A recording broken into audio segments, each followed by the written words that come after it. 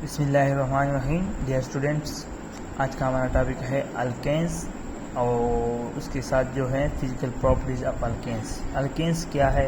Alkanes organic compounds है, hydrocarbons है, इसमें हाइड्रोजन और कार्बन होंगे। तो इसका डिफिनीशन किस तरह है, प्रॉपर डिफिनीशन पे हम आते हैं। ठीक है, अल्केन जो है ना ये सैचुरेटेड हाइड्रोकार्बन्स है जिसमें तमाम कार्बन एटम जो है ना एक दूसरे के साथ अटैच होते हैं सिंगल कोवेलेंट बॉन्ड के जरिए। अल्केन में सिंगल कोवेलेंट बॉन्ड होता है, कार्बन कार्बन के दरमियान सिंगल कोवेलेंट बॉन्ड होता है, इसको हम सैचुरेटेड हाइड्रोकार्बन कहते हैं। अभी हम आते हैं physical properties of alkanes. Physical properties वो होती है जो मतलब जिसमें रिएक्शन जो है ना इन्वॉल्व ना हो, केमिकल रिएक्शन इन्वॉल्व ना हो, फिजिकल प्रॉपर्टीज हो। ठीक है, तो फिजिकल प्रॉपर्टी में पहला जो है ना फिजिकल स्टेट है इसका। फिजिकल स्टेट में जो है ना इसके जो फर्स्ट 4 मेंबर्स है अल्केन्स, इसके मीथेन, प्रोपेन, ब्यूटेन, ये क्या है? गैसेस है, ये गैसेस है। आपने देखा होगा जो घर में हम गैस मतलब इस्तेमाल करते हैं ना जलाने के लिए, खाना पकाने के लिए, तो ये गैस जो है इसमें मीथेन होता है और मीथेन क्या है? गैस है। वो तो जहाँ कहीं गैस लीक हो ना तो उसमें जो बू आती है ना ये मीथेन की आती है। ठीक है, तो इसके बाद नेक्स्ट 13 मेंबर जो है ना इस अल्केन सीरीज के जो है ना वो लिक्विड्स है। वो क्या है? लिक्विड्स है। ये जैसे ही हम हायर मेंबर पे जाते हैं तो ये जो फोर्स है ये इसका ऐसा ऐसा स्ट्रांग होता है। ठीक है, तो इसकी वजह से इसका चेंज स्टेट भी है, चेंज होता है। ठीक है, और हायर अल्केन जो है ना ये वैक्स लाइक सॉलिड्स है, मतलब सॉलिड्स है। ठीक है, तो ये इसका फिजिकल स्टेट हो गया। सॉल्युबिलिटी क्या है जो है ना लाइक डिजॉल्व लाइक बात है। ठीक है, तो अल्केन्स क्या है? ऑर्गेनिक है। ठीक है, और ऑर्गेनिक कंपाउंड जो है ना ये नॉन पोलर इन नेचर होते हैं। Alkanes non polar in nature है क्योंकि इसमें कार्बन हाइड्रोजन है और कार्बन हाइड्रोजन की जो इलेक्ट्रोनेगेटिविटी डिफरेंस है वो तकरीबन मतलब कम है ना, पोलरिटी क्रिएट नहीं करता। ठीक है, तो alkanes non polar in nature है और ये सॉल्युबल होते हैं नॉन पोलर सॉल्वेंट, जैसे CCl4 हो गया एंड C6H6 बेंजीन हो गया, तो इसमें ये सॉल्युबल होते हैं। ठीक है, लेकिन में ये इनसॉल्युबल होते हैं पोलर सॉल्वेंट लाइक वाटर, ये वाटर में इनसॉल्युबल होते हैं। ठीक है, जो पोलर सॉल्वेंट होते हैं। ठीक है, बॉइलिंग पॉइंट्स क्या है? The boiling point of normal alkane increase with increase in molecular weight.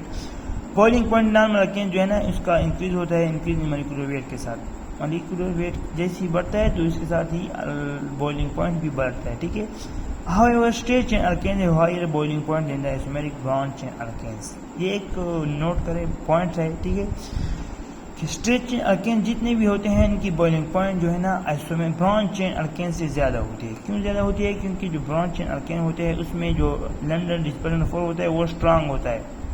ठीक है, तो स्ट्रांग फोर्स की वजह से इसका बॉइलिंग पॉइंट जो है ना ब्रांच चेन अल्केन्स का ब्रांच चेन अल्केन्स का कम होता है। ठीक है, तो स्ट्रेट चेन अल्केन जो है ना उसका लंडन डिस्पर्सन फोर्स स्ट्रांग होता है तो उसमें बॉइलिंग पॉइंट ज़्यादा होता है आइसोमेरिक ब्रांच चेन अल्केन्स। ठीक है, जैसे ही एन ब्यूटेन है ना स्ट्रेट चेन है। ठीक है, ये C3 CH2 CH3 CH3 इसका बॉइलिंग पॉइंट है -0.5 डिग्री सेंटीग्रेड।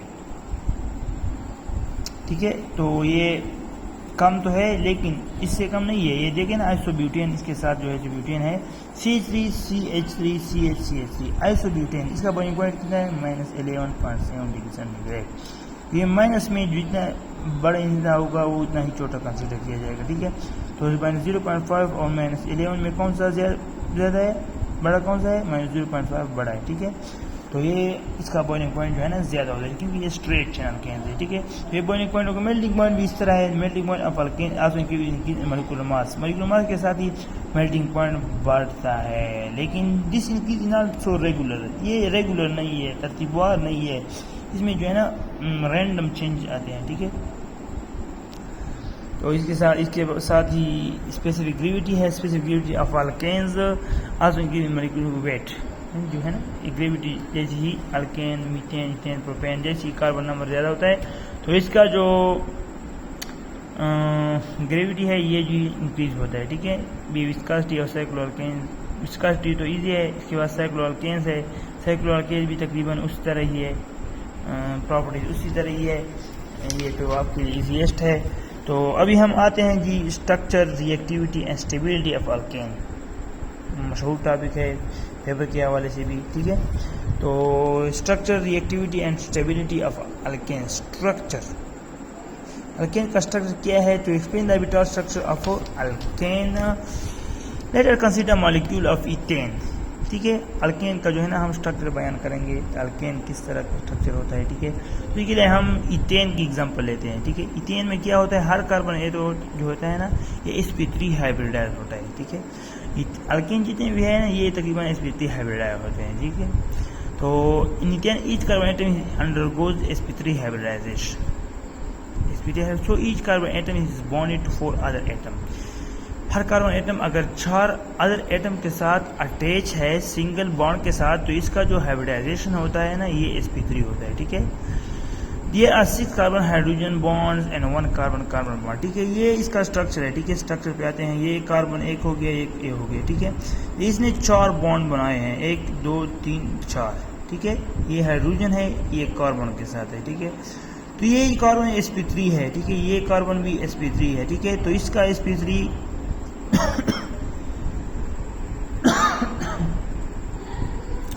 तो इसका sp3 और इसका ये साथ में हाइड्रोजन है, तो उस हाइड्रोजन का s ऑर्बिटल होता है। ठीक है, तो sp3s जो है ना ओवरलैप होता है इधर और ये जो मिड में है ना ये कार्बन दोनों आपस में मिलते हैं, तो इसका sp3 हाइब्रिडाइजेशन होता है। ठीक है, स्ट्रक्चर ऑफ इथीन है, तो इसमें 6 जो है ना कार्बन हाइड्रोजन बॉन्ड होते हैं। ठीक है, 1 2 3 और 1 2 3, ये कितने हो गए? 6 कार्बन हाइड्रोजन बॉन्ड होता है और 1 कार्बन कोवेलेंट बॉन्ड होता है। ठीक है, ये हो गया। हर carbon hydrogen bond is form by the linear orbital of sp3 orbital of carbon and s orbital of hydrogen. ठीक है, ये जो है ना ये बॉन्ड ये कार्बन का sp3 है और हाइड्रोजन का s ऑर्बिटल है, तो ये जो है ना sp3s हाइब्रिड बॉन्ड बनाते हैं। ठीक है, ये और सारे जितने हैं ना ये इस तरह ये।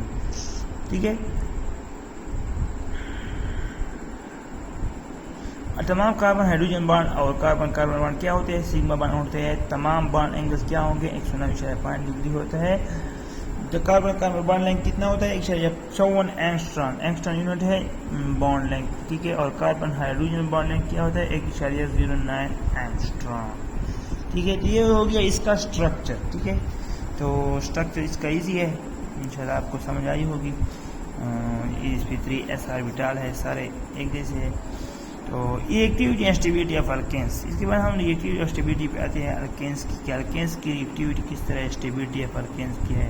अल्केन्स जो है ना मोस्टली तकरीबन स्टेबल होते हैं।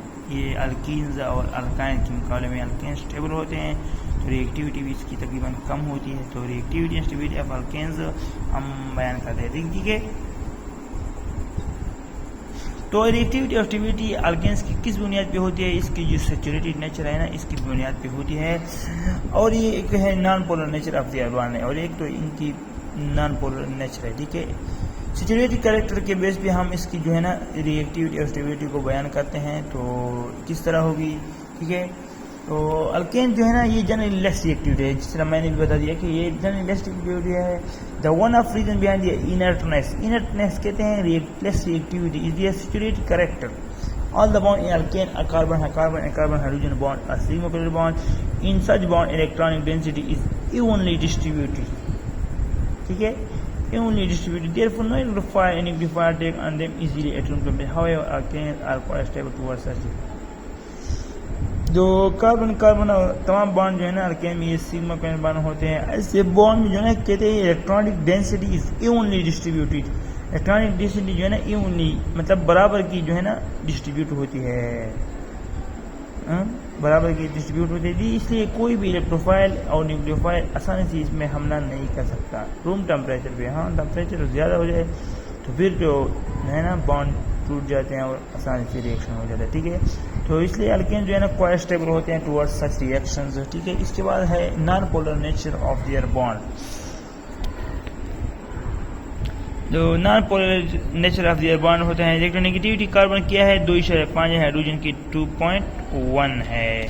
ठीक है, डू नॉट डिफर एप्रिशिएबली, इनके जो है ना इतना फर्क नहीं है, और bonding electron carbon hydrogen are equally shared making them non polar. ठीक है, तकरीबन एक जैसा फोर्स होता है कार्बन और कार्बन हाइड्रोजन, इतना फर्क नहीं इलेक्ट्रोनेगेटिविटी में, तो इसमें पोलैरिटी जो है ना क्रिएट नहीं होती। ठीक है, तो इसके जो रिएक्शन होंगे ये नॉन पोलर के साथ हो सकते हैं और पोलर के साथ ये मुश्किल होते हैं, ठीक है।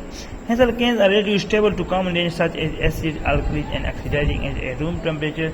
That's why alkanes are also called paraffins. Paraffins ये जो है ना ये खास पॉइंट है, ठीक है। अल्केन्स को हम पैराफिन्स बोलते हैं। पैराफिन्स का मतलब है लिटिल रिएक्टिविटी, ठीक है। लिटिल रिएक्टिविटी, इनकी रिएक्टिविटी बहुत कम होती है, ठीक है। एक तो एक का सैचुरेटेड नेचर है, एक नॉन पोलर नेचर है इनके बॉन्ड्स का। ये देखे ना लैटिन वर्ड है पैरम का मतलब है लिटिल, एफिन मीन एफिनिटी, तो ये इसकी रिएक्टिविटी जो है ना कम होगी। तो इंशाल्लाह आज के लिए हमारा रिएक्टिविटी ऑफ स्टेबिलिटी और जनरल स्ट्रक्चर का जो है ना टॉपिक तकरीबन मुकम्मल हो गया। तो इंशाल्लाह कल मिलेंगे और टॉपिक भी पढ़ेंगे। जो बंदे का क्वेश्चन हो तो वो इंशाल्लाह कमेंट में कर सकता है। बहुत बड़ी मेहरबानी आपकी, थैंक यू।